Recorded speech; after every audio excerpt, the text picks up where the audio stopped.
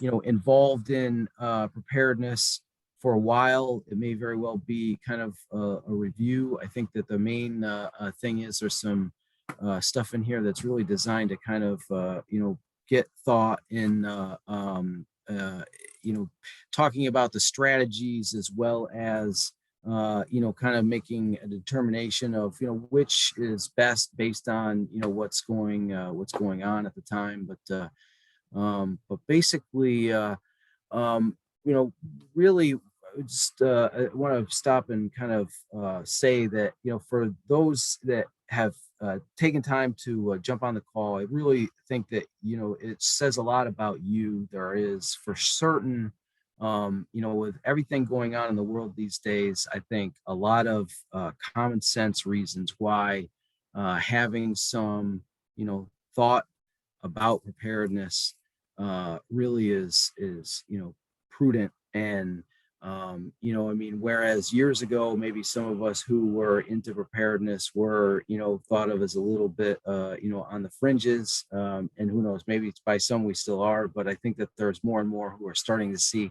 hey, there is some fragility here in the systems that we have come to depend upon in the society as we know it. And hey, hedging your bets to the degree that something should happen where you're ready, is good common sense.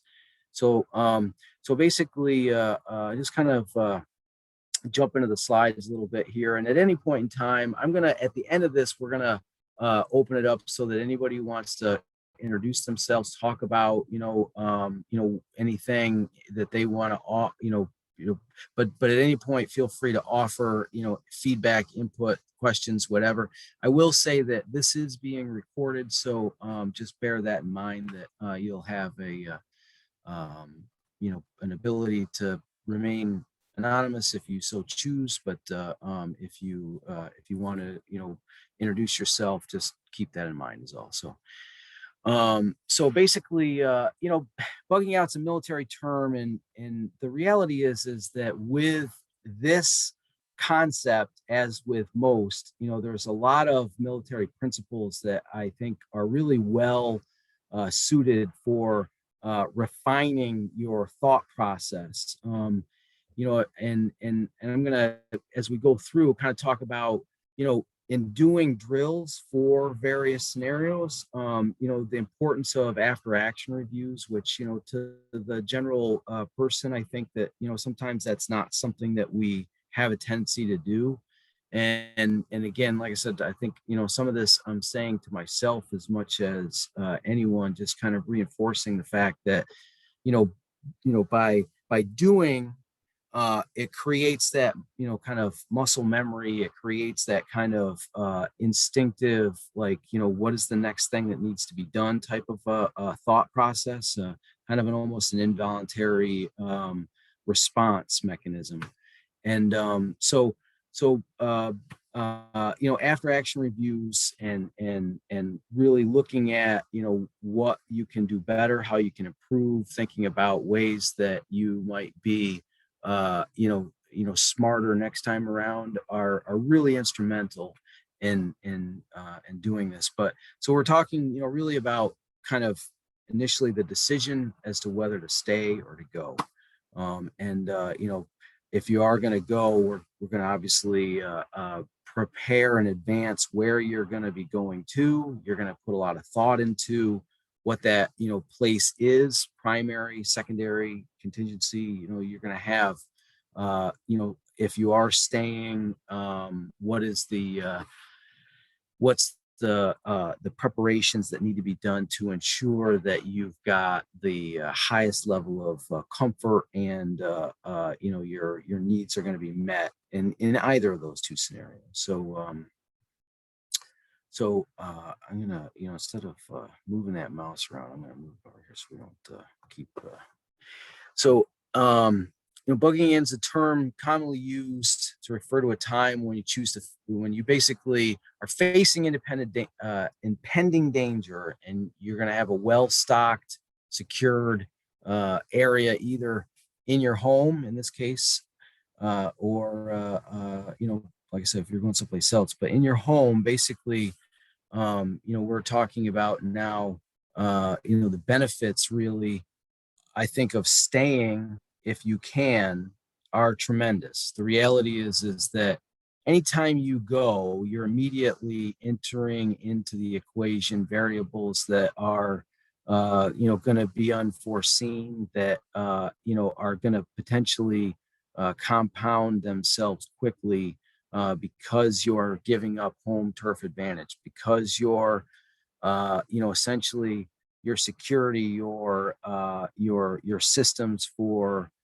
being able to produce food, for being able to secure water, they become much more fluid, and so the challenges associated with bugging out, are in many instances, for those who have already started to really square away self-sufficient homestead type uh, systems, whether or not that is you live in town in an apartment and you've got some microgreens being grown in a closet, and you've got some water stored up, and you've got various provisions and supplies and things that you've put aside for an event like that. Or if it is you know you've got your own parcel of land and you're growing 40-50% of your own food, and you're obviously the latter is going to be certainly preferable. It's certainly I think something where, as you really start to put thought into this, going to give you more of a sense of security, but there's a continuum that we're all on, and I think we're all trying to improve, and so we're just talking about ways to improve, how to get to that next level of preparedness. So it says, no universal right or wrong answer. I mean, bugging in or bugging out, you're going to have to make a decision, and you have to decide, I think up front, what are the things that you're actually preparing for? Because, the scenarios are going to vary, from one person to another, of what they may actually envision as something that may make any of this necessary. And I think obviously it's good to think about all of them and talk about all of them, and we will, I think, in this discussion. Each of us has specific potential factors in that relate to our specific locations, that are going to affect what the likelihood of each of those scenarios is. It's going to make certain things more likely than others. Um, but so just talking about some of the specific threats that may mandate bugging out. The simplest one is, quite honestly, the most common, the most likely of the scenarios, which is just simply a loss of power. Loss of any kind of utility, whether it be gas, electric. Obviously, electric probably the most common and most impactful. Could be just loss of communications, which is not going to be probably as severe, but certainly we saw it down in Texas recently, how the fragility of the grid, really, with the snowstorm that would, for most of the United States, not have been a traumatic event. It wasn't the event itself; it was the secondary effects from that event, and that's where I think if you look at like natural disasters. I mean, let's face it: in the Finger Lakes region, we are not going to necessarily, in all likelihood, be subject to massive effects from hurricanes or tornadoes. Not to say that it's impossible, but it's not all that likely. The reality is that there are secondary effects that could happen from an event like that doesn't even come to our area. There are obviously the snowstorms, that we had. I mean, this is not something that would necessarily cause a thought process of a bug out, but I had a barn collapse in the. So we had a couple of snowstorms this year with well over 24 inches of snow. One of them was close to 40 inches of snow across areas of upstate New York. Um, so talking about natural disasters, flooding is a big one down in the Binghamton area. I mean, we've had the 200-year flood now twice in the last 12 years or 15 years. Wildfires in this area are not necessarily all that common of a thing, but you do for sure run the risk of a localized fire, house fire, or something a little bit more widespread, especially if you're in an urban area, but certainly fires. Civil unrest, I mean, we see and hear about that all the time on the news lately. It seems like there's constantly something going on. And again, it's definitely more centered in those built up areas. And we're, I think, all kind of getting the message, that moving to the more rural areas is for certain going to be more secure from that regard. There's, let's face it, there's not people rioting and looting in, the farm country where cows are higher in population than people. You're not seeing that kind of behavior. But nonetheless, depending upon where we are, it is certainly something to think about. Yeah, I mean, so, just basically thoughts, questions you should be asking yourself, would you be finding greater safety leaving than staying in your current location? Can you adequately defend your home and family from the threats where you are? Is the situation escalating to a point, that you are feeling danger? That you need to think about how you're going to be securing yourself at night when you're asleep, or at day if you're off at a job. So let's go to the next slide here. So yeah, so on that, civil unrest, we talked about how it's been more and more across the country, but you want to think about, with something like that, things like, is your passport up to date? Have you got some cash set aside in the event that you need to get out of Dodge? Do you have resources that have been staged? And you know what I mean, in a lot of the scenarios we're talking about that we're going to go through, you're going to be talking about provisions that are going to sustain you potentially for a substantial period of time. I mean, in a scenario like this with unrest, I mean, it may only be a 72-hour period of time where let's say somebody ends up unfortunately being shot, it goes up viral, and your area, which hasn't necessarily had anything in any way, shape, or form approaching some of the civil unrest that we've seen in the past, suddenly is a flashpoint. I mean? So is it likely? Probably not. Is it possible? Absolutely it is.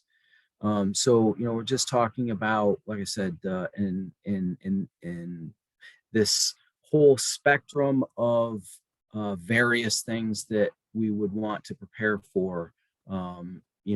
What the typical response should be in each of these scenarios. And now the extreme examples. These are in many instances beyond the pale. I mean, nuclear, bio, EMP, electromagnetic pulse. Something that may be a little bit more, if you're in, proximity to any kind of a chemical plant. I mean, we've seen, in the past where, people making, chlorine for swimming pools, or any kind of industrial process where chemical explosion, chemical reaction could happen, and now you've got a cloud of toxic chemical that's spreading downwind from that event. There's definitely I think in most areas there are facilities that we drive past and have just come to not give a moment's thought to, that have the possibility for that type of a thing. So again, is it likely? Probably not. Is it possible? Absolutely. Ash plume, if you had again, some kind of not just a chemical fire, but, if there were, some type of a major volcanic thing. Now, do we have volcanoes in upstate New York? No, but, I mean, there are instances that would, make it a possibility, as remote as it sounds. CME, coronal mass ejection from the sun, or a solar flare. Coronal mass ejection could be, from a, star like, Betelgeuse or whatever, what I mean? But there's a myriad of these that I would put into a category of, most severe, probably least likely, but most severe events, where you would be, in again, that kind of continuum of whether to go or whether to stay. I mean, in these types of scenarios, you're talking about things where you are going to need to be thinking about things like fallout, things like air quality, things like where you have kind of a good, better, best scenario. I mean, this has got to be at the extreme end of being well thought out in terms of the systems for life, yours principally. So I wanted to because this is the most extreme example, I want to kind of start here, and where I just want to talk a little bit about what this looks like, because this is the outside scenario, and I think kind of the danger that we have as preparedness minded people is that this is the one sometimes that we don't even really have on our radar, because this picture kind of shows the outer limits of what an underground bunker might look like. And so to a lot of us, we don't even go down this path because of immediately the complexity, the cost, the the impracticality of putting together something like this. I mean, it's cost prohibitive for almost all of us. It's the kind of thing where if you were to do something on this scale, it would just be not possible. So what I want to talk about is a more cost effective way, a more realistic way, a more reachable for basically everyone on the call. And that is to just simply, if you have an area that you own or have some type of access to make an earthen cut in a hillside, take that material and create a ledge of sorts that is going to give you a nice flat area. And now, certainly 100% burying it under the ground is without a doubt the way to go if you are going to do something like this. But what I'm going to talk to you about is a way that could be done in either scenario, either below the ground or not, and done inexpensively. So this is just a simple. This one I actually acquired for irrigation purposes. So this has the ability to be buried up to 10 feet below ground and stored empty. And that's big because most structures, if they are empty and they don't have that back pressure pushing out to resist the pressure of the dirt pushing in, you're talking about a high potential for cave-in hazard. In this scenario, basically you're talking about 4-inch reinforced concrete. These are precast concrete structures. And you'll see on the side here, this one is made by Holbrooks, which is a company that is down in the Southern Tier area. There are precast operations that are, all over in various locales. This one, I can tell you that particular tank I had set for $1,000. That was dropped in the ground in that hole. Boom, done. $1,000. That's a 1,000 gallon tank. You know what? I did not buy this one for a bunker. I'm not suggesting that this would be one that I would use for a bunker, but I'm just saying what I'm about to go through, I think is going to kind of get some wheels turning, because if in fact that is something that you're, thinking of preparing for, it's within reach. So that $1,000 doesn't include the mechanicals. All right. So you're going to want to obviously take into account that, and again, I would highly recommend, if you're going to do something like this, put it in the ground.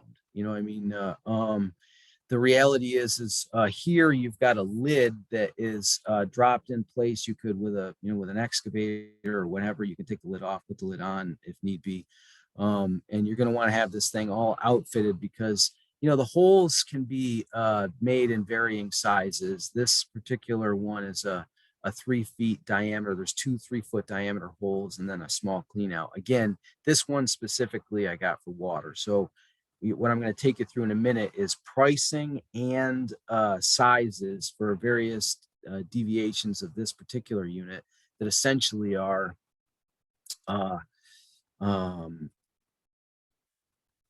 pretty much just drop in and go type things. All the holes are exactly correct for where you'd want them, and everything. So, here you're obviously going to need to have you're going to have a water source.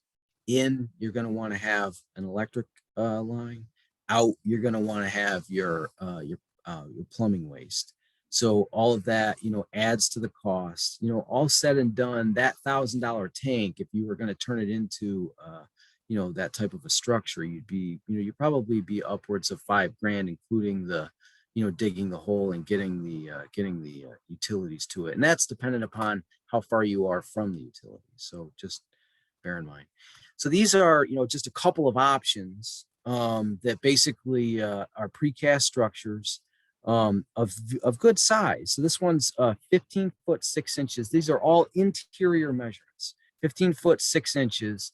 Now this is 2 monolithic pours. So what that means is that basically you would have a 1,500 gallon tank upside down that's basically dropped onto a 1,500 gallon tank, that's in the shape of a U, and on the base, and then the end sits on top of it, So you've got your, and those are seamed together with a product called Buto-Seal.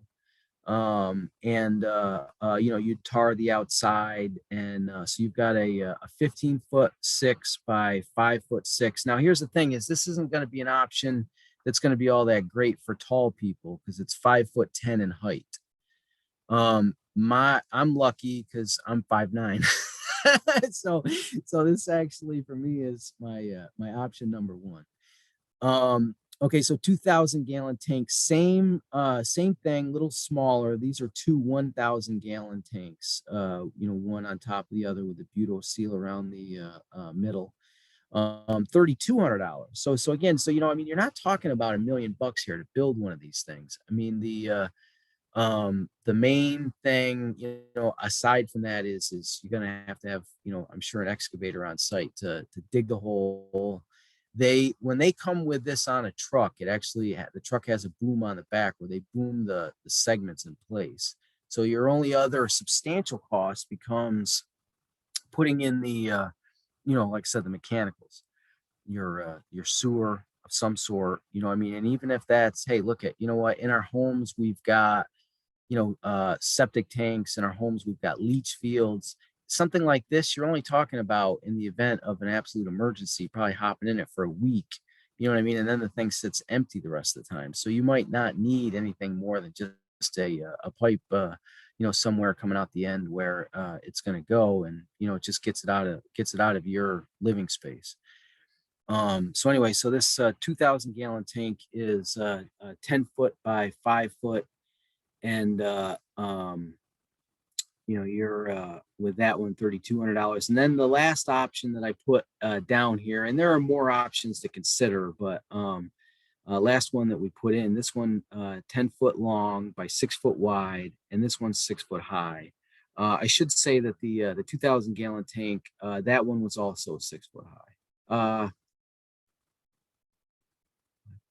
I think that was I think that one, I apologize, I didn't put that last measurement on there. That one was 6 foot 10 inches high.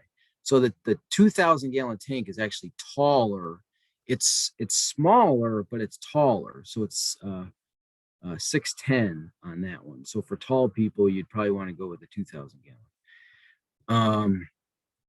And the difference is that the 1,500, they call those 1,500 gallon tanks that make up the 3,000, they call low boys. So it ends up being a shorter thing.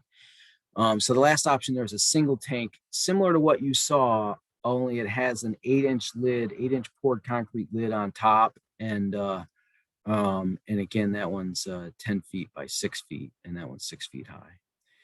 So, and then, so generally, like I said, you could put these things 10 feet down, but I would, personally, I would say you are really just wanting to get below the frost line. 3 feet is more than adequate. So if you put, these 3 by 3 risers, it's a box that actually has the steps built into it. They're $139 a foot, so you decide how far down you want it to be. And, that basically helps you back into the math on that. But, so that's that, like I said, and that's, admittedly, that is the absolute extreme. I wanted to start with, with the most outrageous example, but it's the one that is, quite honestly, I find least thought about, least, really pursued in preparedness thinking circles is how to get something like that, in the ground. So, and for those of us who follow Viking preparedness or bear independent, there's a lot of discussion has been had, talking about the timing of bugging out. So, and this again spans the gamut. This could be, hey, we lost power, you name it, anywhere in that spectrum of when you start to look at events as they unfold and make decisions. Certainly time is of the utmost importance, thinking about what your next steps are. And again, that all kind of comes back to, have you drilled it? Have you talked this through? Have you had an opportunity to not only perform these tasks, but then to kind of dissect what was done well, what was not done well after the fact. As simple as just having by a door your water, your your go bag, having the things staged where you literally can just grab them and throw them in your vehicle and get on down the road. So this might be your your 72-hour provisions, basically, that you're just literally going to in a matter of minutes throw in the car, turn the key, and go. Dangers of bugging out, and there are many. If we're, the example I use, where Texas, for example, when they had the snowstorm and they lost power, to bug out in that scenario, having never given any thought to what the plan would be, to go out, someplace and try to make camp, if you haven't ever done any cold weather camping, would potentially be a fatal mistake. So you're definitely wanting to have a good grounding in the the action response, uh, you know, so if you're choosing ahead of time what these responses are going to be. And um, things like if you're sleeping outdoors. I mean, just last fall, for example, I slept out, on a cot with just a small one of those thermal tarps.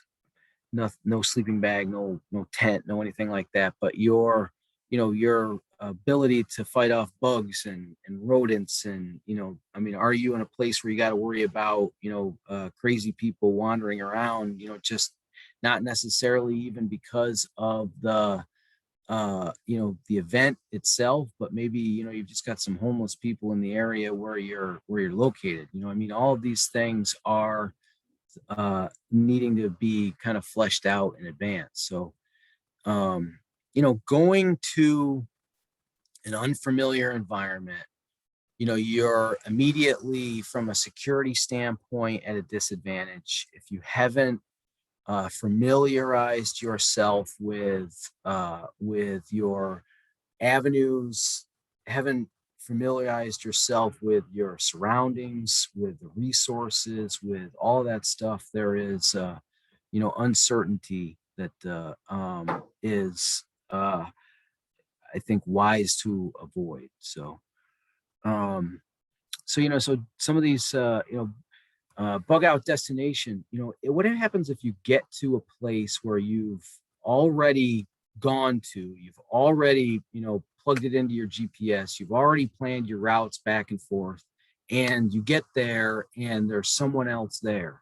I mean, if there's the whole spectrum of how you can handle that. I mean, in walking on the Finger Lakes Trail as an example, we get folks that come up to these lean-tos, and it's kind of hey, if you're there and you're the only one there, you're the one who's occupying it. If you come up and there's somebody there, they're going to shove over. If they come up and you're going to shove over. But in a scenario like this, that may not be what is going to go down. So you have to have thought about what is going to happen in the event that you get to the location with as much forethought as you've put into that location. Someone else may actually be there when you arrive. So how are you going to handle that? And again, I mean, this, I think too, it goes to, in my thought, I really feel as though there's a responsibility that comes with giving thought to being prepared, that basically you're not making yourself unnecessarily become a bad guy. You know what I mean? And that's just it. Is I've always said, one of the most dangerous thing in the world after an event like this becomes the father who works right alongside of you every day, who's got a couple of kids at home that are starving, and he's got an AK in the closet, and he's going to feed his kids no matter what. So I mean, that's I mean, where a lack of planning essentially turns into the the the driver of behavior that is otherwise I mean, people who maybe were not prone to evil behavior. I mean, they're essentially now they're focused on survival themselves. So how are you going to be uh you know prepared to meet that scenario if in fact it becomes necessary? So physical and mental limitations. I mean, hey, look at again. I wouldn't necessarily, have a plan that says, okay, my bug out is all going to be, an on foot journey, and I'm walking, 6 miles a day to get where I'm going. But maybe in fact that ends up becoming necessary for one reason or another. I mean, it would be obviously good to be in good physical shape to have had the opportunity to walk with some of your provisions and experience that, so you've got at least some exposure to what that's going to feel like, what that's going to seem like. Um, and then, I mean, we're going to talk quite a bit about necessary supplies, whether they're ones that you're bringing with you, whether they're ones that you're pre-staging, whether they're ones that you're just simply provisioning, for yourself in your location. Um, so, understanding the terrain, understanding, where it is specifically that you're going to be going to, and again, the resources that you'll find there, the resources that to be there, the you know the from a terrain perspective, what is it about that terrain maybe of where you're going that makes it more ideal in terms of your ability to defend it? What is it about that terrain that makes it more ideal in terms of your ability to remain undetected? Because if you're going to go someplace in the middle of a scenario like this, that you're going to be using, fires to cook with, and you're going to be, you know, performing activities to, collect firewood or what have you. I mean,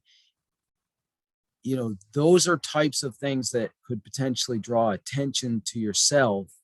And are you picking a locale that is you know likely to help with not drawing attention to yourself, and B, if in fact you have where you can stop people that are coming in an easy um, effective way. So here's something I always like to keep in mind is this is just a picture of a pole where the utility service ends. So, understanding, when we're talking not only about, resources, but that in all likelihood, there's going to be a necessity for you to create some form of power over a period of time. And so, if once you have gone to a place where you are definitely going to be off grid, the decision needs to be made whether to run a generator because, again, noise. And if, so keeping in mind when you're selecting a site, what the access is going to be to power. And do you have portable solar panels you're bringing? Do you have, some type of additional power source that is not necessarily going to mean a running motor at all times? If you do, I will say, one of the things, I should say, if you don't, if you're, going to plan to be dependent upon a generator, one of the things that I would recommend is, I strongly encourage people to have a lot of gas on hand, to have that gas treated, to make sure that you're rotating the gas so that it's not getting bad. But one of the best things you can do is, especially when it comes to the generator, if you have a gas powered generator, is to go ahead and get one of these. It's called a motor snorkel.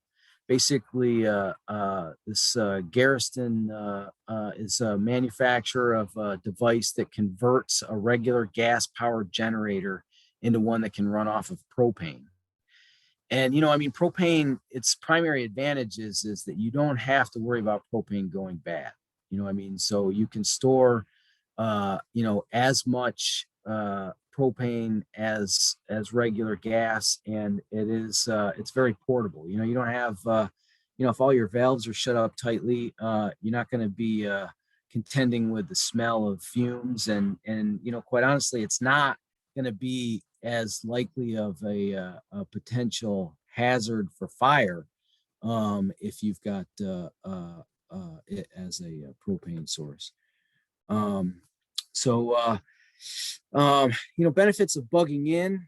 So, the main thing, quite honestly, with bugging in, by giving this thought, and again, you kind of have to look at all of this on parallel tracks because you need to develop scenarios for both, for multiple contingencies. And so, the the main thing with the, um, you know, hunkering down of contingency is that you now have the ability to put systems in place for water in the event of no electricity, for food production in the event of no stores, for fuel in the event of no natural gas access. So all of these things can be um, certainly projects long term and short where you're becoming more sustainable over time. And as you're developing those systems out, basically you're just more and more prepared in the event of something like this. So, obviously stockpiling food and fuel and tools, this is something that, I think is covered, again and again, by a lot of various, sources. If you haven't bucketed grain in the past, if you haven't done things like, can and dehydrate and, all of the various long-term food storage methods that we've covered in the past. And, that is hugely important, and I would strongly encourage getting started with that. We did a segment on previously with water capture, containment, and purification. Sanitizing water, first off, testing it, knowing what's in it, knowing if it's got chloroform, knowing if it's got coliform or E. coli, knowing if it has um, any kind of contaminants that need to be concerned about in advance, for alternative water supplies. And then what is the method by which you're going to purify that? But home advantages, it's hard to it's hard to compensate for the advantages that you have naturally and being able to hunker down versus bugging out. And first among them, we talk about community and mags and so forth, but just good relationships with your neighbors, just the ability to have a group of folks that are living in proximity to you, who you may have a mutual agreement where, hey, listen, you know what, if I got the yellow bucket out on the front yard, there's something going on, guys. And if you've got the yellow bucket out on the front yard, I know there's something going on with you. And everybody, is just, going about life, doing their thing. And, you drive by and the neighbor's got the yellow bucket on the front yard, and hey, I'm going to stop in and see Ted today. That, bucket, maybe he's just there because he's washing his car, but we've all agreed that the yellow bucket is something to be thinking about. And so you've got that additional dynamic. And let's face it, it doesn't need to be, hey, look, at these guys don't have to be like serious into preparedness minded thinking to think that the yellow bucket idea is one worth all knowing about. I mean, it's a local community secret, so to speak. You know what I mean? But it's just a way to communicate that, hey, there's something going on here. And so, I talked about, creating systems, from that home court advantage kind of thing. I mean, without a tremendous amount of expense, you can, have not just water somewhere that's stored away that you got to somehow get to, but water that's going to come out of the ground with force, without electricity, without the need to have anything going. If the grid was down, you still have the ability to pull a handle and get good, clean, fresh drinking water. That's huge. And when you take this show on the road, that becomes significantly less likely. So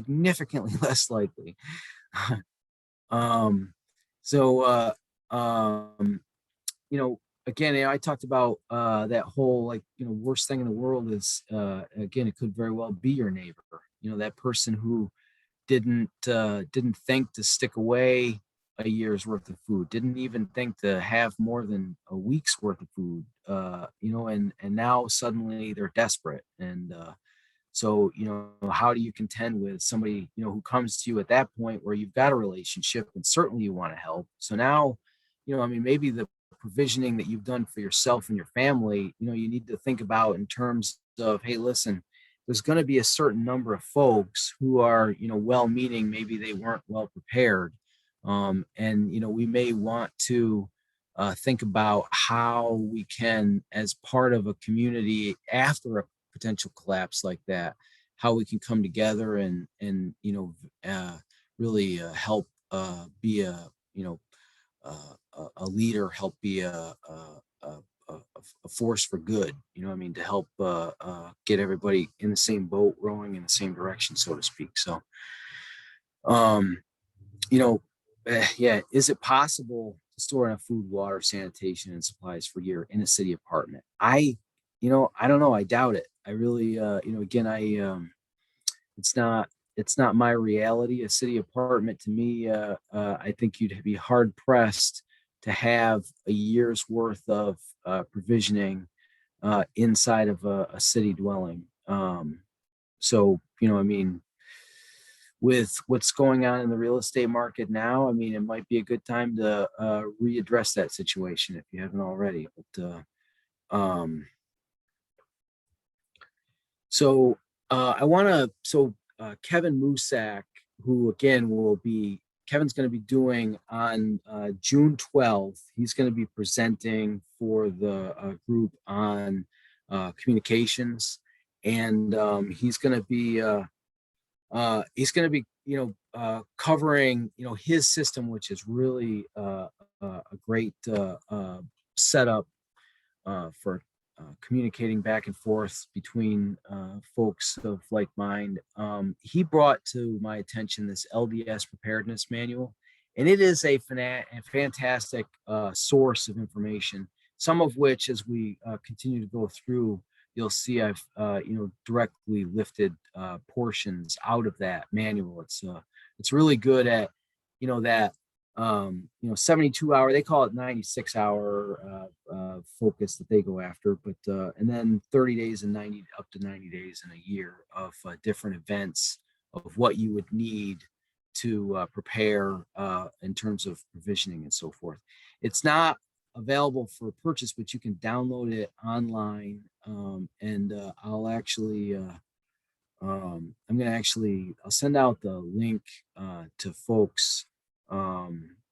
Actually, when we were starting out, Mark mentioned some links for some of the upcoming events, and I'll probably also include, as far as a link, the link to this manual, the LDS manual.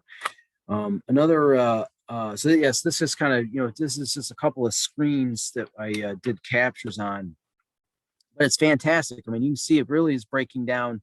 So this one is, again, top, communications on that 96-hour. This one is again over to the right. You'll see this one's the 30-day and the 90-day plans, and it shows, what are the various things that are required and priorities that you would want to have. And the nice thing about this is, this is all filled in here of when the dates of when you would want to have it accomplished by, but it's designed to be a goal setting framework that basically helps you to have in front of you all of the things that are priorities.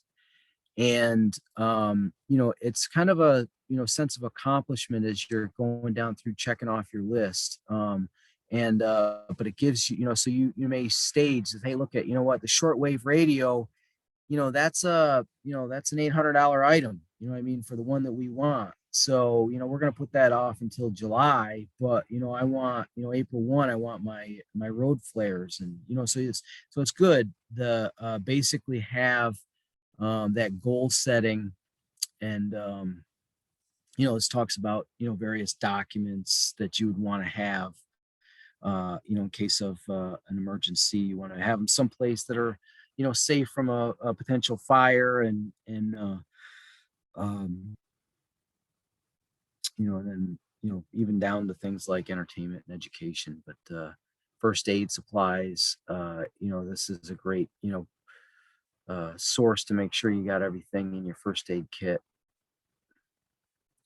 Fuel and power, you know, this is good because it's giving you an amount that is uh, going to be um, generally for that, 90 days, 55 gallons of fuel. That's going to be enough to, if you got a generator, enough to get you through running your generator for 90 days. Um, what else? What else do you need fuel for? Are you going to be, running chainsaws? Are you going to be, you know, needing to run tractors? Well, I mean, you're probably going to want to have, obviously diesel and mixed fuel on hand as well. So that while this is a great benchmark, for all of these various items, you're also going to need to have, your uh, your individual needs reflective, but this is general, type direction on all of this stuff. And then, a couple of other great resources. Again, Joe Fox, Pastor Joe Fox from Viking Preparedness has a book that is great, Survivalist Families, that prepared Americans for a strong America. It's a good book, highly recommend it.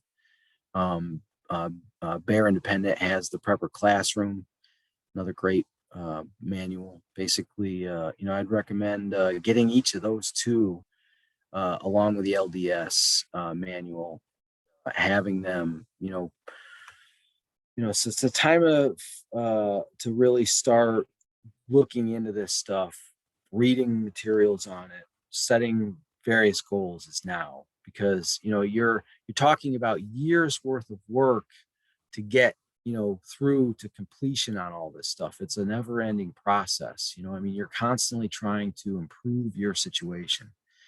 um, so now I want to talk about, when you're preparing to bug out, how you're going to choose your destination, and what are some of the factors. I mean, very specifically, I'm going to give you some suggestions specifically of actual locations to look, and what are some of the things that are going to have going through your mind as you do this.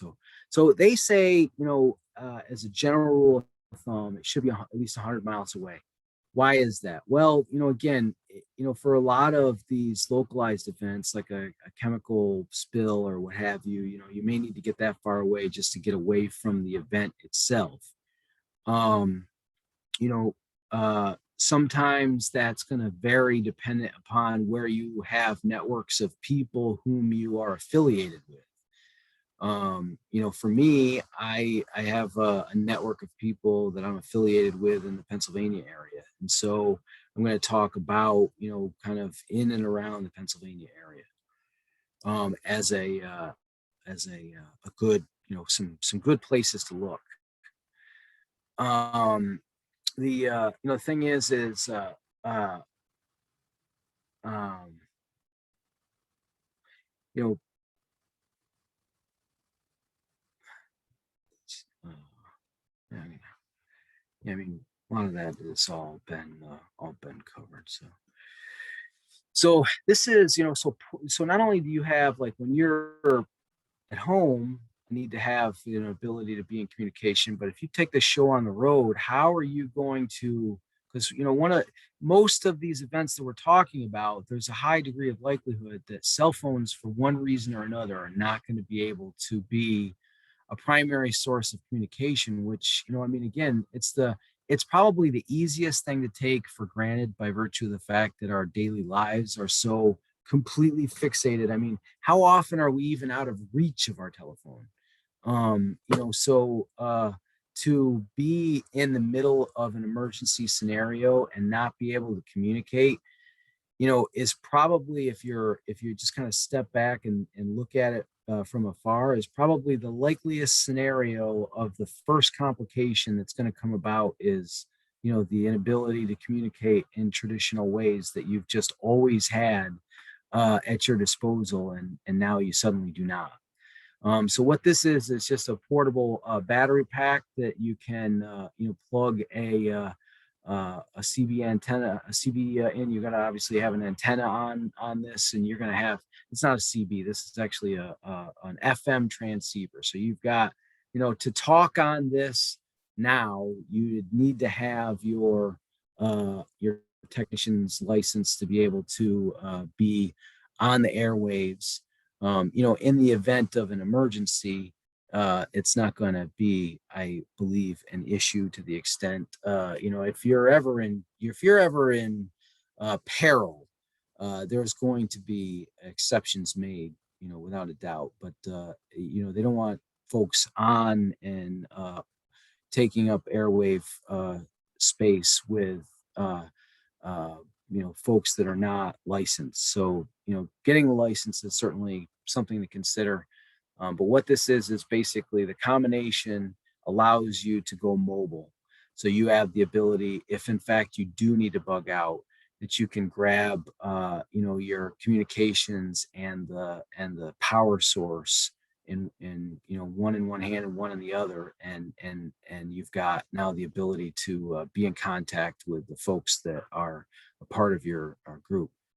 Obviously, we're gonna be thinking about you know supplies of power in a variety of different ways. We talked about the generator, we talked about solar panels, that battery pack that we saw a second ago for the CB, but certainly any of the devices that you have, any of the light sources, any of that stuff, you've got to have ample amount of that on hand. So preparing to blend in, the main thing is I'm gonna show you, again, if once you're on the road, like, areas, to avoid, if you're in a vehicle, that's pulling a trailer with a bunch of stuff on the back, how much is that gonna blend in? Well, probably not that much. Certainly, I would want to have some type of a cover over it. If various items like generators become in a scenario like that, something that's going to draw some attention. So you want to think about your person, what you're wearing. If are someone who has a daily carry, that you are comfortable with the concealment of that, and that's something that you're already in the habit of being able to be very incognito about, then you're already a step ahead. But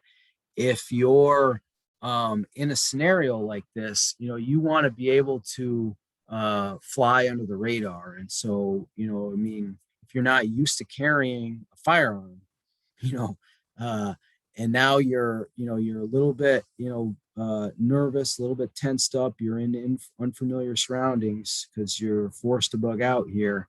All of these things, you wanna be um, drawing as little attention to yourself as possible. So again, it's just part of an overall strategy. Um, so we've already talked about a fair number of supplies. I'm going to actually, you're coming up on a point where there'll be some slides that actually just are phenomenal at like exact, like each's and owns. So a lot of people like lists. Well, we're gonna get to lists on supplies for the journey in a few minutes here, but um, preparing, for uh basically, again, whether you're going to be walking or if this is a trip that you're going to be jumping in a vehicle for, that is going to depend upon the size and the weight of the bag that you've got prepared. And it's probably not a bad idea to have multiples, so that you've got, one that you're carrying in your automobile at all times, so that if you're at work and suddenly an event happens, you've now got right in your vehicle a go bag that is designed specifically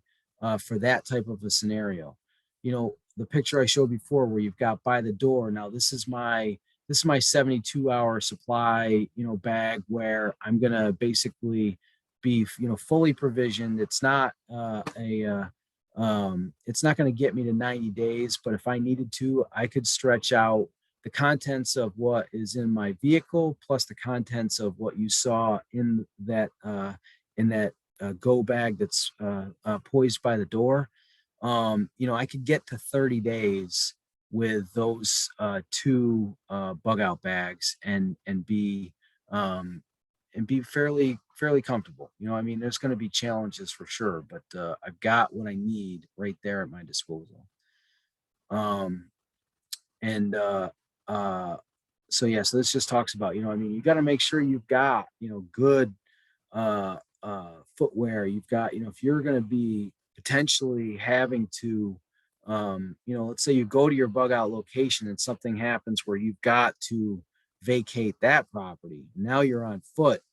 What is, as you go down that succession of potential, like, what if thens, I mean, how well does your personal situation look in each of those levels as you go down it? um so um, obviously water, it's always a huge thing. This is, I mean, it's just a snapshot of, I would say, you know this is probably not enough fuel, all right? But you want to have a good amount of fuel on hand and be able to identify what's kerosene, what's diesel, what's gas, what's mixed gas. I want to put a little plug in. You see the U jug, it was the white ones off to the right. You know, if you're not in upstate New York, you may not have had this happen to you, but in their infinite wisdom, the fathers of New York have decided that we are not capable of pouring gas in traditional, uh, fuel cans any longer. So we've got these ones that have the triggers on them, and I think that the triggers are probably in many ways more dangerous. I love those ones you see on the diesel cans to the left with the button. Of all of the ones that I've had, since they've, passed the new law, those work the best with a push button on the back. The two red ones that are just above those are probably the worst. You don't find the one that's in the middle next to the just to the left of the white cans. You don't find those anymore because they're, again, those are the ones that have been made basically ungettable. But these U jugs, you could get those, in Napa. Um, they're not terribly expensive. They are the best solution out there because you can dump just a little bit out easily by just bending the hose down. I mean, you can fill a little push lawnmower easily. You can, flip that puppy up and fill a gas can of a vehicle very quickly. I mean, it's not terribly dissimilar from what you see them using, in the NASCAR races. There, you can fill pretty quickly with that, and you're not going to spill anything. It's just so anyway. So I would just say, making certain that you've got that, and it's not just the gas and the kerosene and the diesel that are necessarily going to be needed. I mean, here you see I've got, fencing, because I've got, some, if you got critters, you got to figure out how those critters are going to be corralled where you're going if you're bringing them. If you've got, off to the right here, you got your additives and mixes and oils and various things. The to the far left, you've got the red bottles on end. Those are actually camping fuel, Coleman fuel.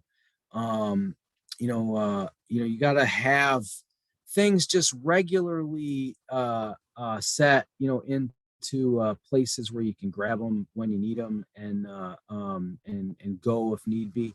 Here's bedding, all the things that necessarily need to be part of a longer term bug out in a place where you can just grab it and go, throw it on the trailer, and throw the tarp over the trailer and be gone in as quick of a period as possible if it comes to it.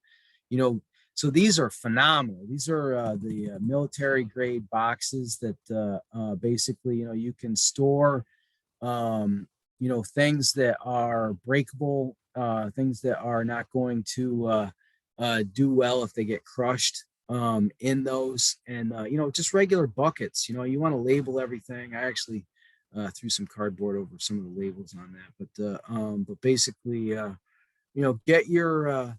get your supplies and your tools, the things that you're going to need if you're on a longer term bug out, road ready. You know what I mean? Figure out how long it's going to take you to load the trailer or load the truck or whatever you're traveling in. Make sure that you've got it so that you can do it in as efficient of a manner as possible. You want to obviously give thought to, again, in terms of where you're going, the alternate routes that you're going to get there. So should you encounter some type of a roadblock, an accident, I mean, hey, there's going to be a lot of people panicked out on the roads in this type of an event. So the likelihood that there's obstacles that may not necessarily be nefarious, but they may nonetheless cause you not to be able to pass, is high. So how are you getting there if in fact your planned route has been cut off? I'm going to talk a little bit about reliable vehicle. This is something that I am talking as much to myself as to anyone. I'll show you in a minute what I'm working with as far as a bug out vehicle, and talk about some of the issues. I mean, you want to make sure that vehicle is going to have enough gas in it to get you where you want to go. So if you're also driving it for any kind of daily use whatsoever, you want to make sure that when you do drive it, that you are just simply topping it off so it's ready to get you where you need to go without having to give it another thought. Basically, again, like I said, I mean, I've got my daily driver, I've got my emergency kit in that, I've got a regular emergency kit in the truck that's kind of my bug out vehicle, if you will, and just basically making sure that when that vehicle is dependent upon, that it's ready to get you where you got to go.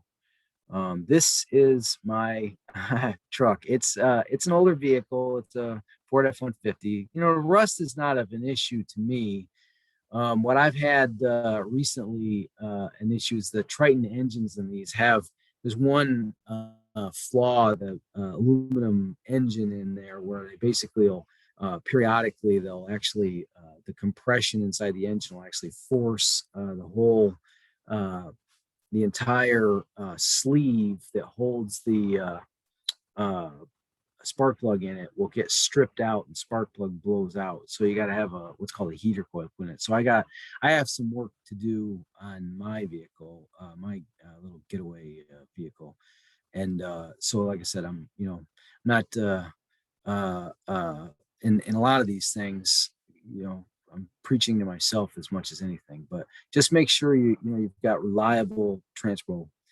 Here's the trailer. So basically, again, I'm just backing up, throwing on all the stuff, you saw, basically all that stuff goes under a good sized tarp, and you're on your way. And I actually have figured out exactly what's going in the trailer, exactly what's going in the truck, roughly how long it takes me to get both loaded, get them, the truck onto the trailer, and be gone. So again, just there's levels of everything. Just thinking about what all of that looks like, I think there's tremendous value. So as far as site selection, picking an area. Hey, is there state parkland that's in your proximity? Is there lesser occupied? You can see one side of the line you got housing tracks all over the place. The other side of the line we got no houses whatsoever. So are you identifying an area? I mean, here's a good place to start is if you are out driving along in the countryside, You got your Google Maps up on your phone. You do a screen grab of kind of the general vicinity, and let's say, okay, now I'm going to come back. I'm going to look at it, with the map, with the sat imagery on top of it. So I'm looking at, here, and like I said, I mean, so when I suggest, Pennsylvania as a potential area to look at, I'll say a couple of things about Pennsylvania. So a lot has happened with the natural gas that has affected things in Pennsylvania. Pennsylvania happens to be, I would say, a fairly economically vibrant part of the Northeast, largely.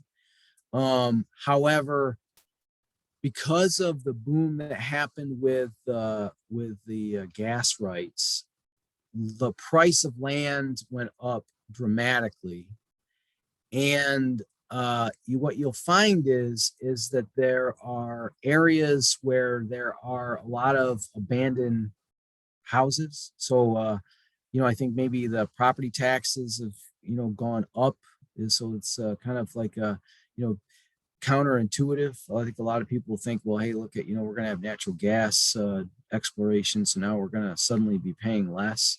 But they've uh, beat the snot out of the infrastructure in some ways, and I think that there's actually, uh, you know, there's kind of a boom and then a bust, so to speak. You know what I mean, with that initial surge of the gas. So as a result, you're talking about, we talked so before, so within 100 miles. Well, now you could, within 100 miles, you can find a lot of areas that are slightly different climate zone, that meet all the criteria. And I would just suggest, that as a place to look would be, look in that half hour to, an hour below the PA border. Half hour is probably more than adequate. And you can see the southern tip of Seneca Lake there. So I wanted to, just from the perspective of how close we are to the Finger Lakes. I mean, that on the left side you see Watkins Glen. On the right side, that would be Ithaca right there. So we're not terribly far south of the Finger Lakes, with good routes. Route 13, Route 34, 220. You've got good means of getting down into that area, fairly quickly. So something to consider. Like I said, everybody needs to, for themselves, come up with their own. Your bug out location is going to vary depending upon a variety of factors. And like I said, I would say probably the biggest one would be where you know people. But so aside from having all of the maps in the world, aside from, as we talked about, having your secondary routes lined up, having you know if the secondary route doesn't work, what is our contingency to that? And then as a contingency to that, I mean, are you good at running a compass? Do you know how to set and follow a bearing? Do you know how to use a compass? And not necessarily the compass on your phone, because again, a lot of the scenarios that we're talking about here may in fact actually be ones where you now, for whatever reason, don't have access to your phone. So I mean, it's not a given.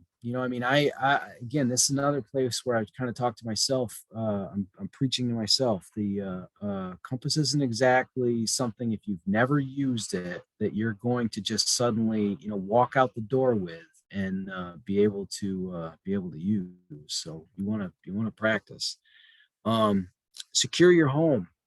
If you're bugging out, you want to make sure. I mean, hey, it's not going to stop marauders from coming in and ransacking your house. So do you have some quick method to secure your home that you can put into place before you head out the door?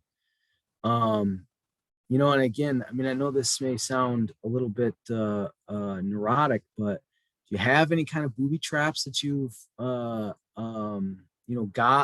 where you can make it uninviting for people who do want to break into your home?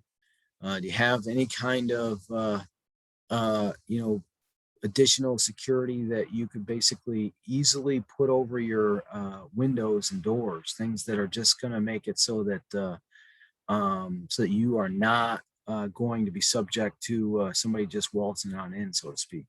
You may want to shut your utilities off. And this, it says, natural gas. I'm not on natural gas here. I'm on propane, but the point is very valid. You have an ability to easily, before you head out the door, to run out and shut that off to eliminate any kind of potential fire hazard from it. I mean, if you've got pets, what is your plan? Are you going to let them fend for themselves? Are you going to bring them with you? Are you going to leave them behind? If you're, whichever it is, it's got to be something thought out. And chances are, if you've got a family and kids and pets, you're going to bring the pets with you. So you better plan ahead for that.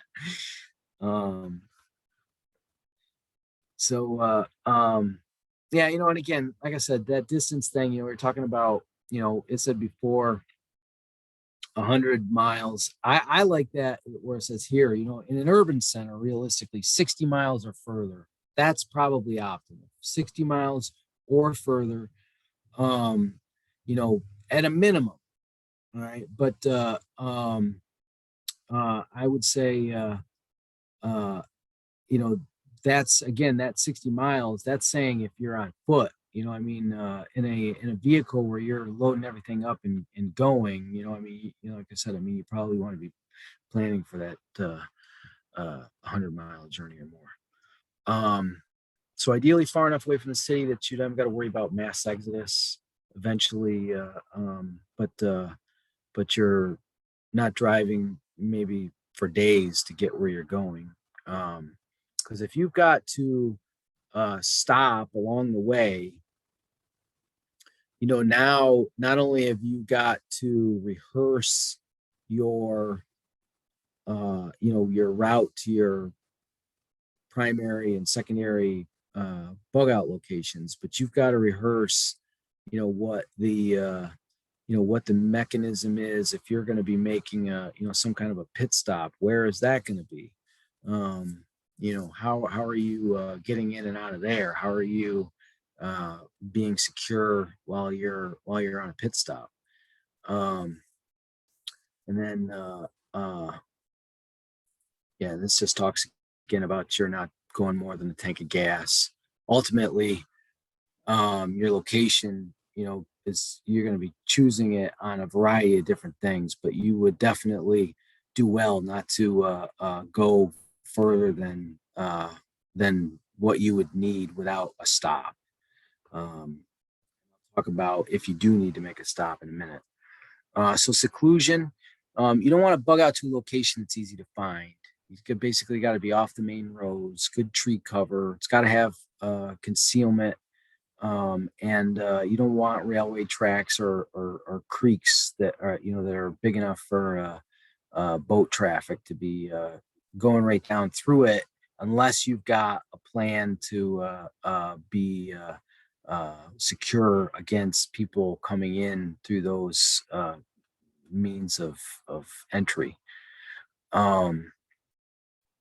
But basically, yeah, when I talked about concealment from all senses, like I was saying before, with fires or your cooking smells, various things that would draw attention to yourself.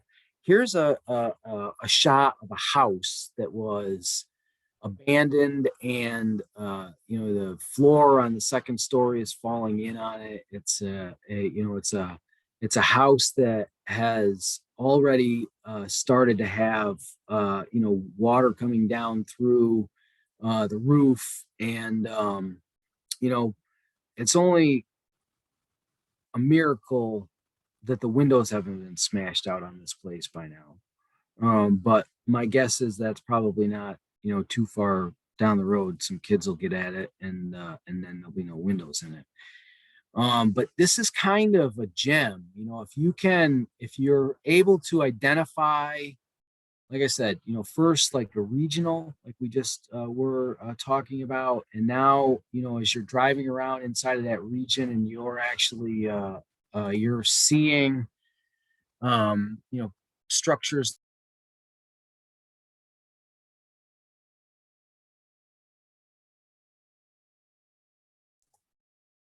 Sorry about that. It says I'm muted. Can you guys hear me okay? I just got a, okay. I just got a note that popped up that said I was muted. But anyway, so this house, the thing you would want to do is, you know, first find a couple of these, pick the one that you want to be your primary one, pick the one that would be kind of an alternate. You know, bury a couple of, you know, not like immediately in the, you know, in the backyard, but find an area where you can cache some supplies. You know, dig a hole, bury a 55-gallon drum, put the lid on it, you know, cinch the collar down. You know, you want to have everything in a good airtight bag down inside of there. Um, but you know, get yourself you know, some materials that are already there where you don't even have to bring them. You know, I mean, if need be, you could literally uh go with that go bag that's in your car, and you could, you know, come to this place, and what with what you've already stored, you are now in a position where you're you know, you're going to be living in certainly conditions that are not familiar on a large scale, but ones where your needs are going to be met. Next next one here is slides freezing up for some reason. There you go. Weird. So this one is a stone quarry, and the stone quarry basically, you know, you could see all of the square areas that have been left behind. Stone quarry makes an interesting place to go from a security standpoint, because you've got an area that is a depression that's carved out where you've extracted, you know, material out of the ground, and you've got, you know, walls all the way around you. So granted, you know, somebody can be way up high on an overlook, you know, over your position, but you have the ability to drive in on a road, typically into an area where no one is going to be coming at you directly from an area other than that road. So you know, if you're able to identify in the region that you've selected, if you're able to identify stone quarries, it's a great you know, thing to look for, is any kind of, whether it's a gravel yard that's, and again, the thing here, the key to it is this one has been abandoned. There's no, you're not seeing any equipment there. There's just the one car that's in there, probably a couple in there making out, you know what I mean, or somebody in there target practicing, you know, but the reality is you're not likely to find on reconnaissance type visits. You're not likely to find people in one that's going to be a location that you would select, and you know, you're going to want to make sure that it kind of fits that profile I just talked about, where you've got, you know, maybe one entrance in, um, which is generally going to be the case. So this is a kind of a worst case scenario here. So this is why I say, like, you would not want, in most instances, for your bug out location to be someplace where you are going to have to stop on the way there. Not to say that you shouldn't be prepared to stop on your way there, but making it one that you don't have to necessarily is wise. And this could potentially be, in a scenario like that, you know, the worst place you'd ever want to go would be just a common rest area, because now you've got, you know, all of your provisions, you know, on in the truck, on the trailer, whatever, and you're whipping into an area that is um, you know, occupied by a lot of fleeing people and you know, potentially some people that are behaving badly. So this goes back to that, you know, map. I mean, again, I would try to stay off of, you know, the main roads like that, the Route 81s, if you will. Um, you know, to the extent that that makes sense. I mean, I don't know. You know, again, it depends on the scenario. If you're able to be on roads other than limited access roads, it's probably to your advantage. You know, limited access meaning, I mean, you know, when you're traveling up and down the interstate, you're either getting off at an off ramp that's taking you to one of the towns that are serviced by that interstate, or you're getting off at one of these, you know, rest area type places. You know, it just really kind of limits your ability to react to circumstances. Um, so, uh, so again, so that's just kind of a snapshot again of that, you know, area to the south. You know, you've got obviously Scranton and Wilkes-Barre that are down to your southeast part of Pennsylvania, Bloomsburg, Lewisburg, Williamsport, you know, and even Williamsport isn't necessarily huge, you know what I mean? But any of that area that is between the New York border down to those metropolitan areas, you're going to find a large array, you know, of potential places to choose from. You know, areas that are quite rural, areas that, you know, I mean, it's obviously hilly in PA, so something to look for. So this is the other thing, and I talked about this. You know, I mean, what caused the, you know, availability of some, you know, houses, abandoned houses, and everything, is the gas. And you know, honestly, one of the best areas is, I mean, all of these gas pads largely are one access road in and out, and they, a lot of them have fenced in areas. I mean, they're awesome. They're absolutely awesome. You can, you know, quite easily choke off that road. You know, and I mean, when I say choke off, hey, if you don't have 50 people traveling as part of a caravan, it's just you and your family, park the damn truck across the trail.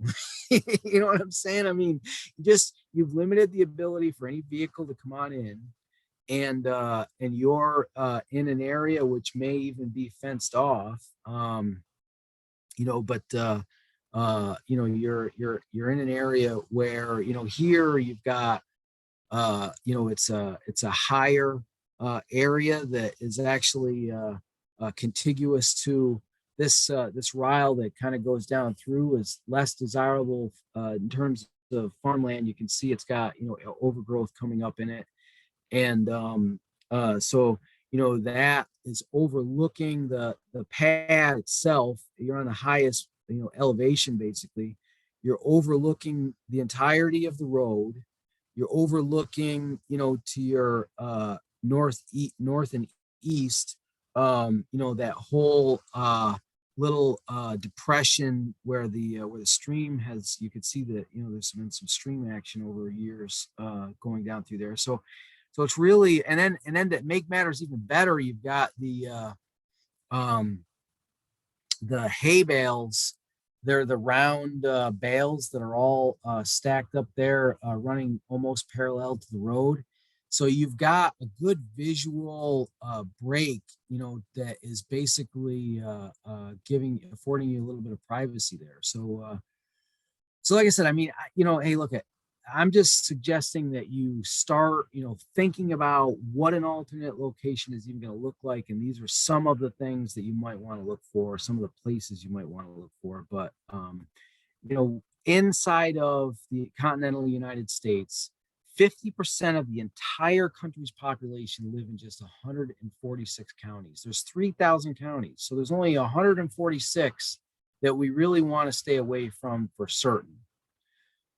So knowing where they are, and then Finger Lakes has three of them. You know, we've got you know, a couple of metropolitan areas. You know, obviously Syracuse is in the Finger Lakes, Rochester's in the Finger Lakes. You know, we want to stay away from those metropolitan areas for sure. So just knowing where you want to go. And it is, I think, helpful to kind of start, from this field of reference and then work your way in, deciding where it is, that's going to be best for you to go to. Here are the counties in Pennsylvania. And like I said, it's this area up in here is really, so again, you want to stay away from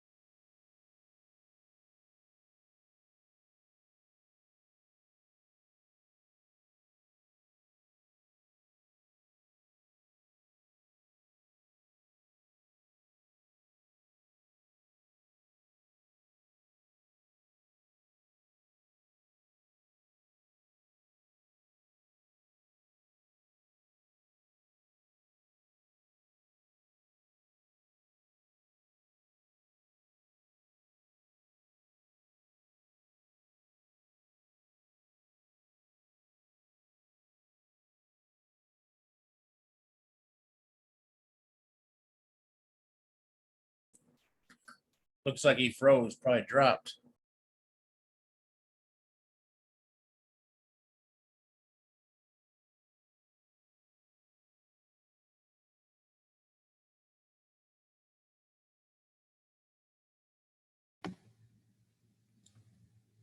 We'll give him a minute. I think he's going to log back in now.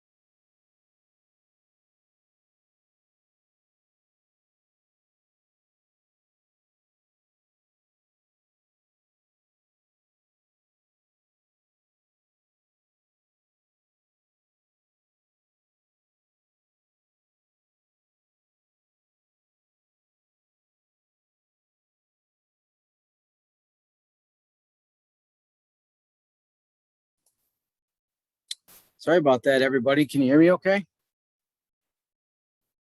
That's bizarre. I don't know. I just must have dropped internet, I guess. That's crazy. But so we were we were as far as the slide deck, I'm gonna just jump ahead a little bit.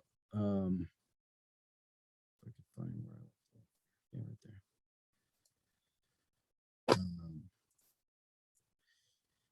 So I'm gonna just jump ahead because we're self-sufficiency. We've talked a lot about various items that in terms of your ability to hunker down, how being able to produce your own food and have sources for fuel and electricity, alternate means of electricity are huge. Plus security, if you're going to be in your own location, is definitely an enhanced. I'm going to just scroll ahead with this though. Natural threats, red tape. So let's just go back right to the list because this I think is I think this is going to be most beneficial for a lot of folks, is to be able to just see just be able to get a view of oops, I just want to make sure I don't lose everybody again. We cannot minimize. Okay.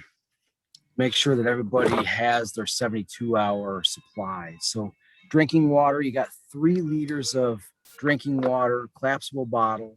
It's a good idea to have hard bottles and collapsible, different types of canteens, and how are you going to purify that water? So there's the tablets, the 2-step tablets to purify those. Some pool shock. You got to know how that is going to be used if you're going to be gathering water. How that's going to, from a purification standpoint, work. Excuse me, Paul, could Yeah. you share your presentation again? Yeah. Okay, See. So are you not seeing my screen right now? I'm not. We Okay. lost it when we lost you. Gotcha. Okay. Thank you for saying that. There we go. There we go.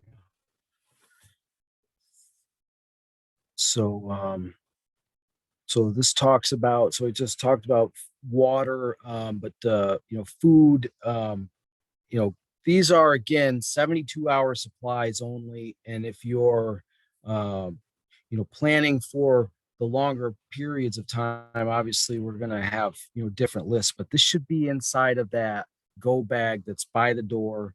So you've got in your vehicle, you've got your emergency kit. In your home, you got your go bag that you can throw into the vehicle in an event of a 72-hour emergency. You've got stuff that is really going to potentially get you significantly longer if need be. But these are the things that you'd find in those: portable stove and portable fuel. Little butane screw-on stove is ideal.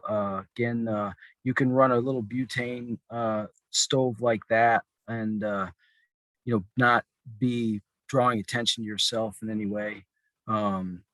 Metal cooking pot, so if you have a fire that you can cook over an open fire. Can opener, spork. MREs are always good. I mean, definitely they're shelf stable for a good long while, and you can keep them, put them in your bag and leave them there as long as you don't have any reason to think that where you're storing your bag is going to be subject to having any kind of rodents getting near it. I mean, you should be good to go.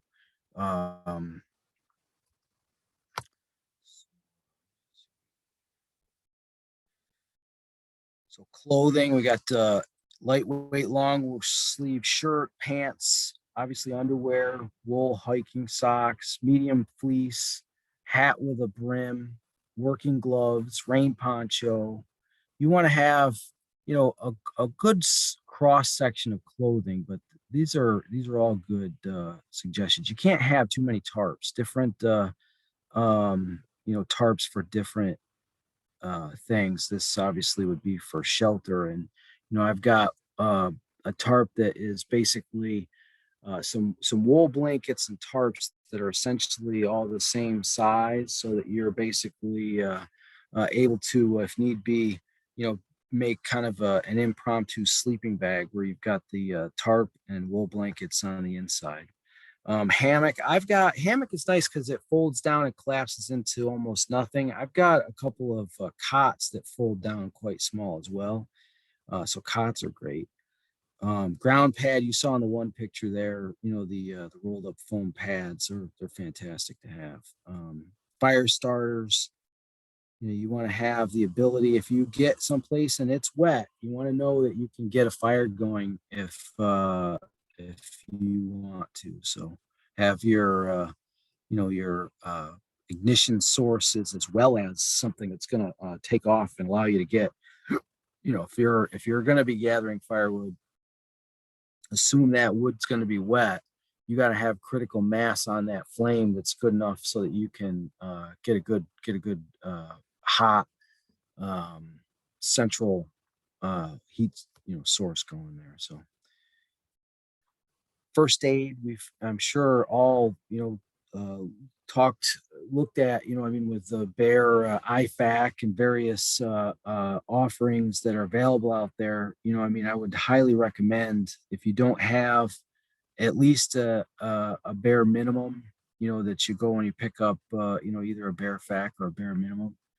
I was before talking about bugs that you want to make sure, aside from just repellent, you definitely might want to think about some of the citronella candles or various the ointments that you're going to put on bug bites if you get them. The Mylar blanket obviously is just minimal as far as size. You can have Mylar blankets folded up and stored in your glove box. They're tiny and easy to keep. So you got a couple of different kinds of knives that you're going to have. You want to have a multi-tool for sure. As far as a knife that you can use to process game if need be. You're gonna have something that is gonna have a blade also that is just more of a utility blade, so a folding knife. And that's just that you don't have to have a super expensive array of knives. You can find some quality knives, realistically, even at places like Gander Mountain or what have you. They have some decently priced knives. But any kind of this hygiene, toiletry type stuff, I always like to keep in a separate zipper pouch, where you basically can, if you're having multiple folks of maybe teenage children or whatever, who have kind of a embarrassment level, that they have the ability to kind of grab the kit and go to a private place and maintain their personal hygiene needs. So you want to, like I said, package each of these, the first aid, the tools, and the hygiene should be packaged individually inside of your 72-hour bag, so that each thing can be taken on its own and carried a ways away from where you're. Lighting, I showed you all the different batteries that we've got. You want to have a variety of different types of batteries, or a variety of different types of lights. A lot of times you've got lights that are really good at just kind of lighting up in a general area versus directional beams like flashlights and so on. So you want to make sure that you've got a variety of them.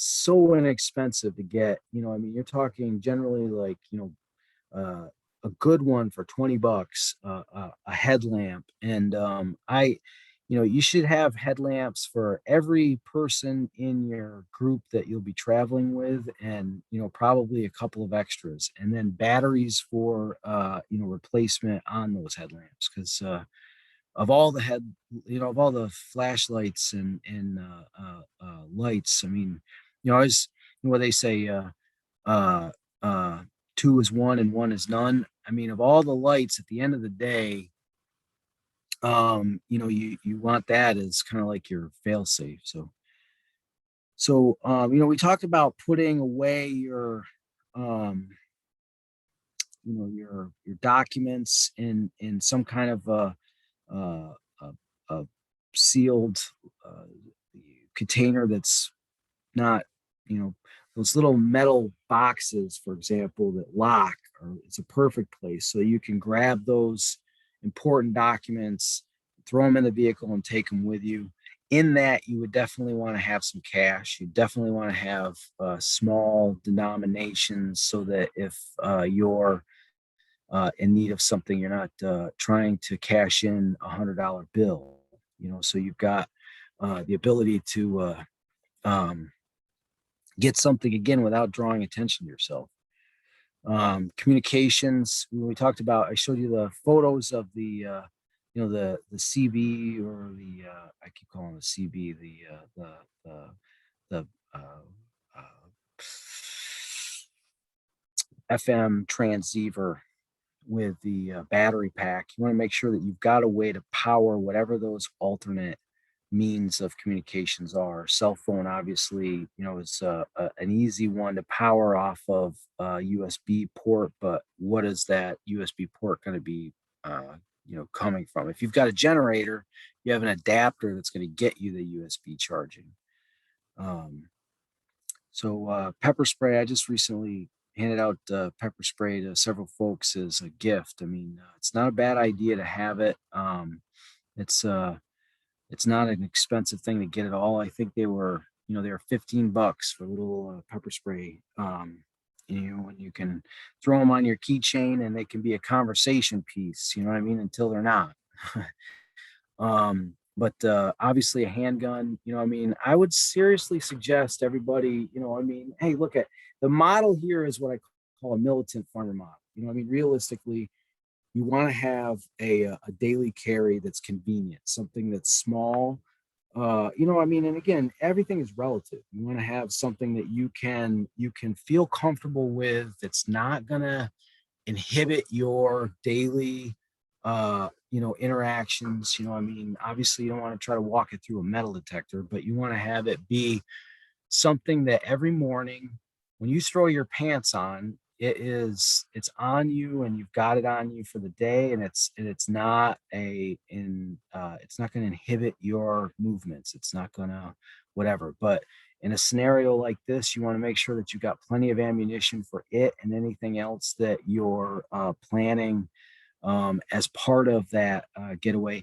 I would recommend, quite honestly, if there was only one other firearm that you were going to have in terms of self-defense, a small, they make these little shotguns that they're instead of a stock that's going to come back against your arm, it's a little bullpup handle on it, and you can get them with flashlights. So you've got just a small little shotgun with a flashlight on it, and I mean, that's just so you got something that's going bump in the night, and you want to get up and go check it out. You want to be able to see quickly what it is, and be able to protect yourself. So whatever you choose as far as that self-protection plan, you want to make certain, obviously, that you've got ammunition, and that it's something that you're comfortable with firing. You want to make sure that it's something that um, you know, you're all members of your team should be, your family should be uh, uh, having the opportunity to have, I mean, again, if you've got an early teenage child, as a parent, you're going to make a determination of what is best in terms of timing and everything, and I get that. But as people are, um, developing in their maturity, and you're able to have an opportunity for them to exercise using that firearm that would only for them as a young child or what have you, somebody, it would only be uh, a scenario like this where that would be, and I say young child, I'm talking again like 15, 16, 17, 18, some type of a level of comfort, for whatever your plan is, however that is going to be, you know, decided in your family or your group. I mean, you just want to make sure that it's not the 1,000-pound elephant in the room that has not ever been broached. That's all. I mean, I'm not, like I said, I mean, I'm not suggesting that it be anything that's done prematurely in terms of age, but it is something that you want to think about. So signaling. We talked about the compass. We talked about obviously a whistle is a phenomenal thing too to put on. Again, most of the people in my orbit have at one point in time or another given them a little $3 whistle or what have you that goes on their keychain. Um, I Maps we've talked about, signaling mirror. To that extent, signaling mirror isn't something that I've got. I gotta get. I'm gonna have to get myself one. I don't have one of those, but good to have. 550 cord. I mean, I've got hundreds of feet of 550 cord in my go bag. Duct tape. You can never have too much of it.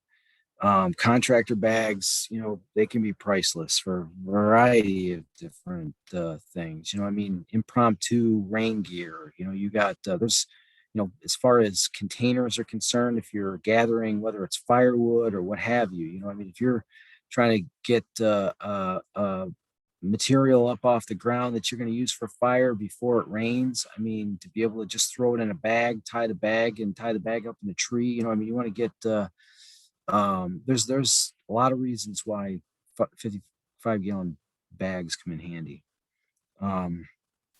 Sunglasses, mask, sewing kit, latex tubing, hunting and fishing kits, binoculars, military survival wire, deck of playing cards, survival handbook. We talked about a couple of those. I mean, all that's good stuff. So that's the end of the presentation. I went a little long, and I do want to give, like I said, if anybody wants to come off mute and be certainly excited to hear any thoughts or suggestions, anything at all that you have to say relative to the topic.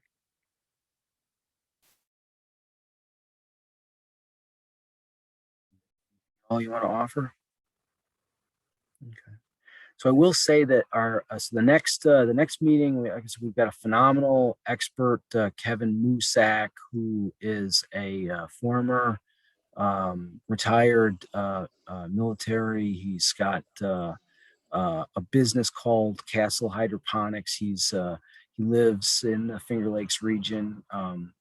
Great preparedness minded guy. He's got a YouTube channel where he's got a lot of content up there.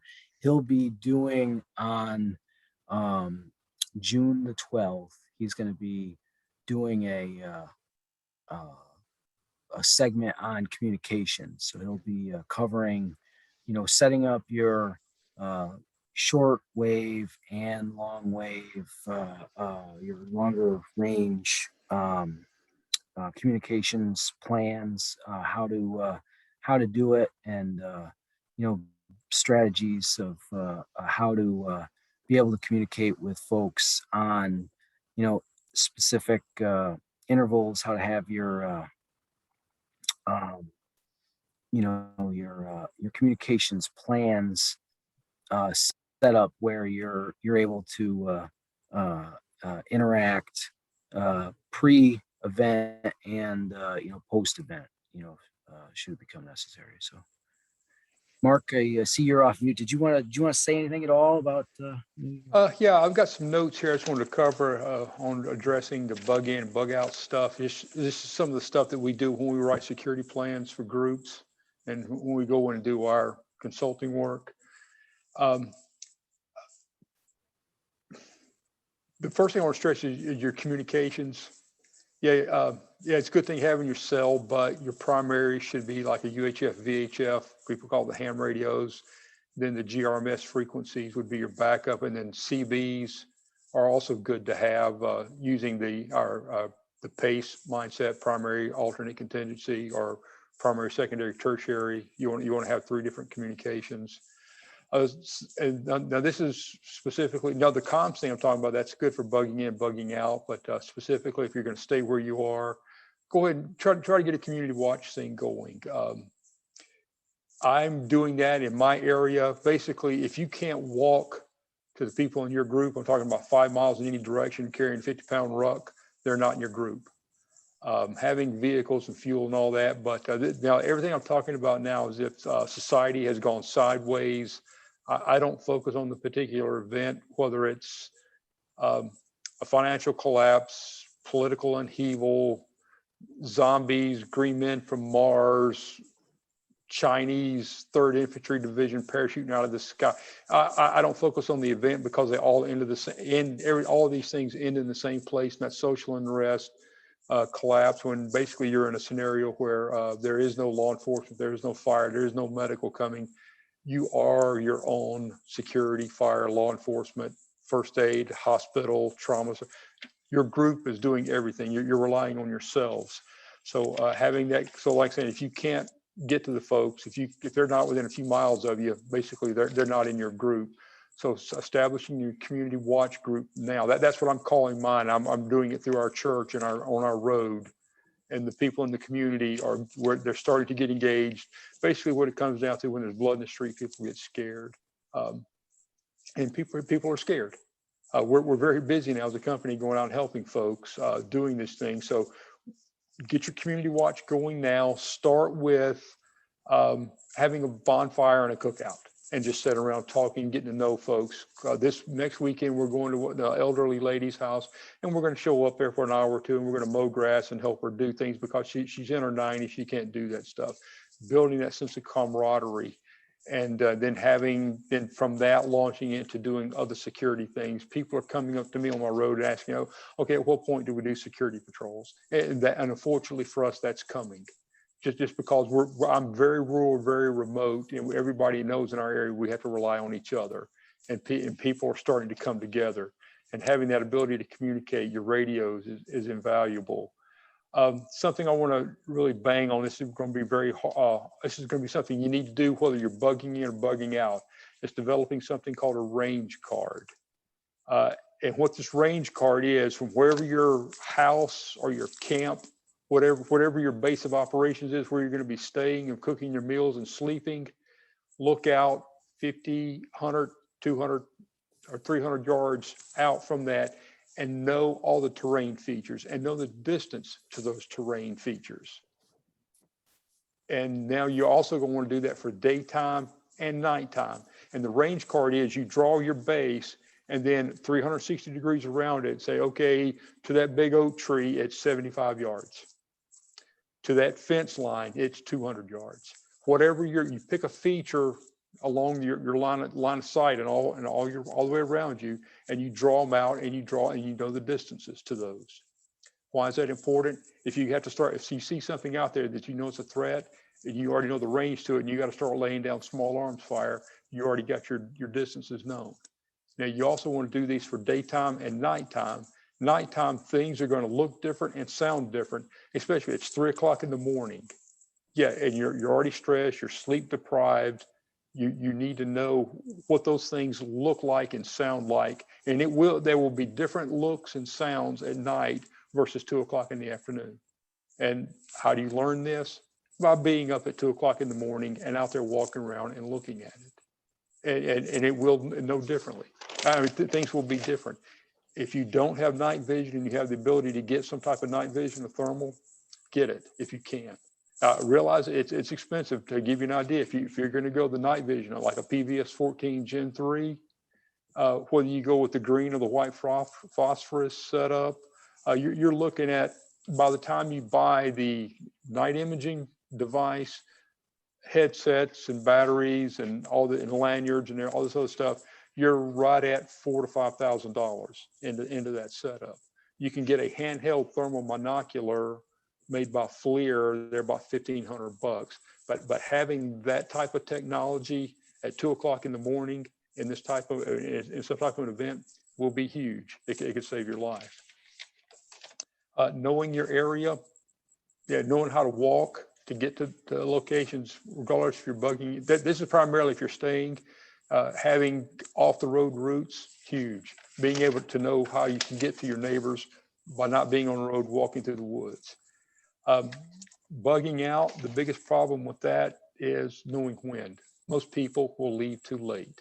Then you're going to get caught up in traffic. So having having 3 different routes to get to any location, primary, secondary, tertiary, and something you're going to have to do. Paul kind of danced around it, but we call it route analysis.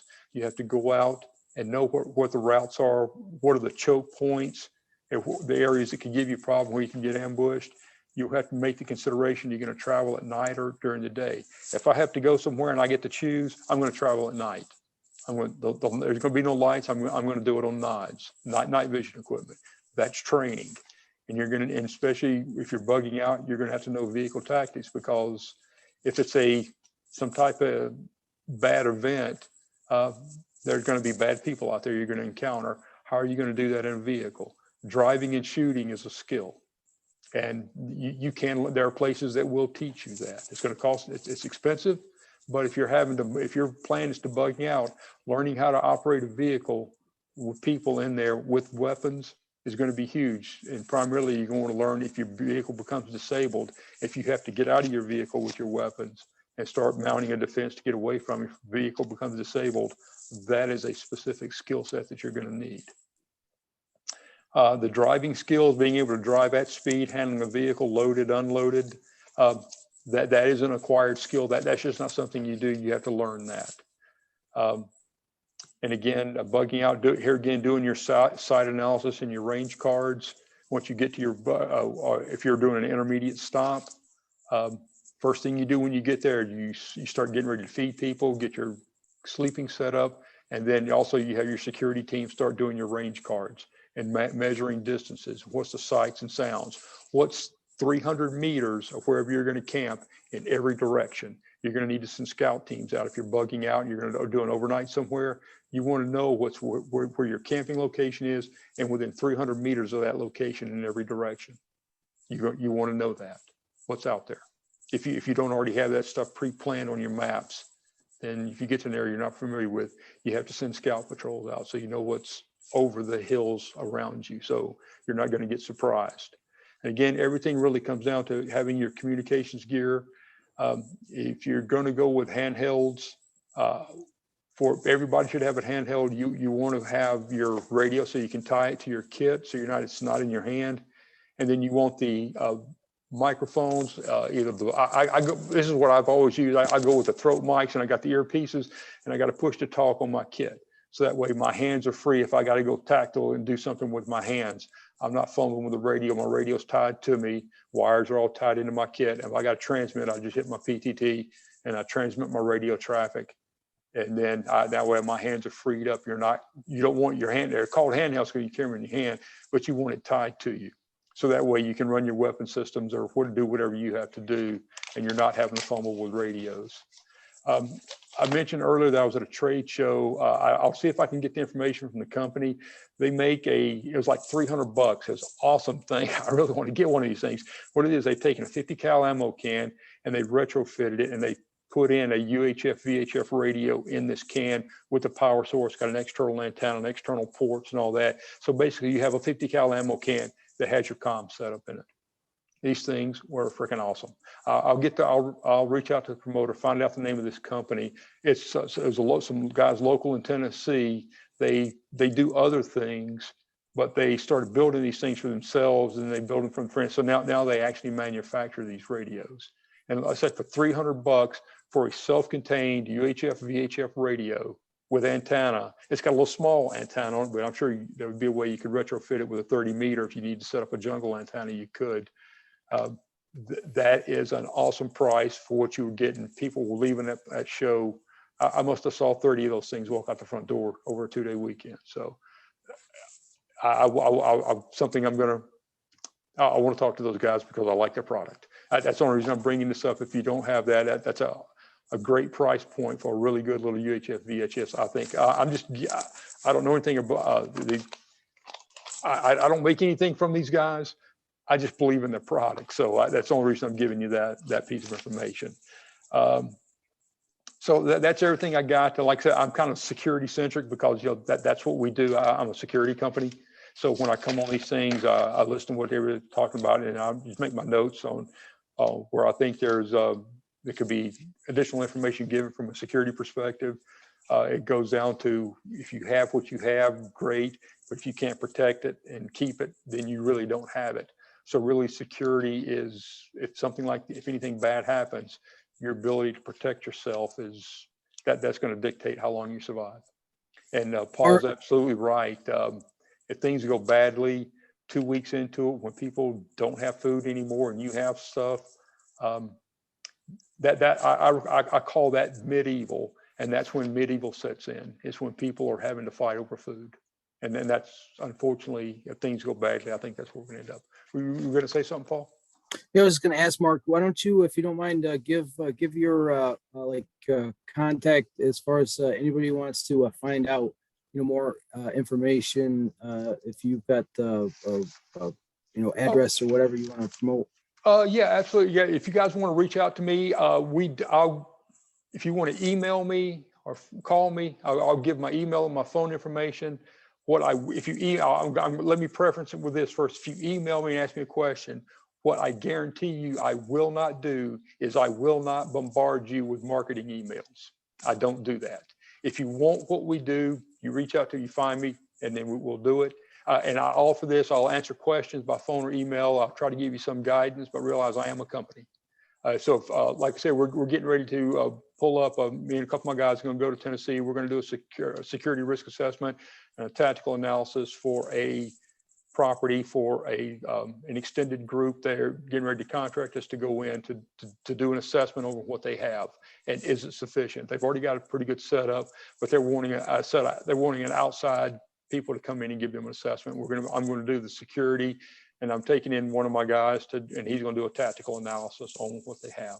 And they're also talking about us, then putting up an OPT4 and do some penetration testing on their perimeter security to see is what they have sufficient. That's the type of stuff we do. I do everything from security analysis to writing security plans, communications plans, to then coming in and doing assessments for you. The short email address to find me is Mark, M-A-R-K, at offgridprep.com. I could give you my longer one, my Building Security Associates, but that's just a really long email address. So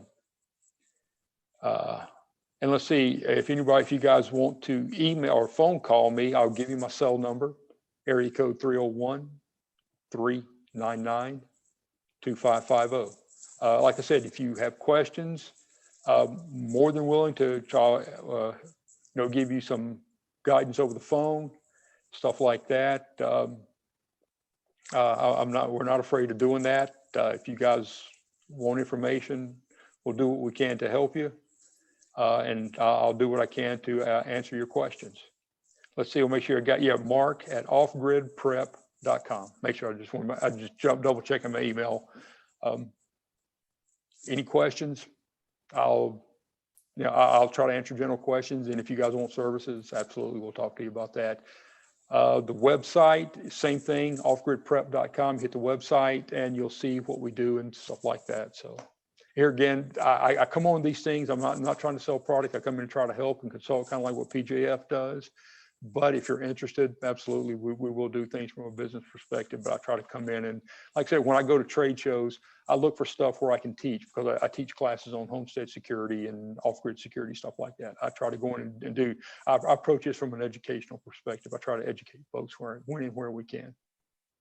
Cool. Well, thank you. I appreciate it.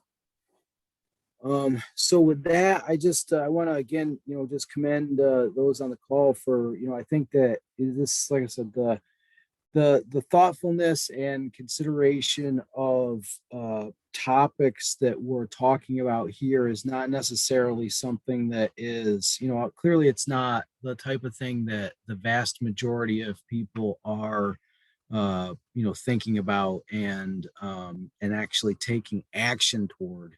So, it's commendable, for you who have made that commitment. You really are on the right track. And, I encourage you to continue on that path. And so with that, I will just one last time say, so June 12th will be the next Zoom meetup, and that'll be with Kevin Lusak, who will be doing comms. He's gonna talk about strategies and techniques for communications, and then after we'll do a small segment on the gardening should by then for most be well underway, and we'll just kind of be doing a little bit of garden talk after that. But the main topic for the 12th will be the communication. So with that, enjoy the rest of your weekend and look forward to seeing you next month. Have a good one, everybody. All right, thanks for inviting me, Paul. No problem. Thanks for coming. Appreciate it. Okay. Out Thank here. you both. No problem. Have a good one.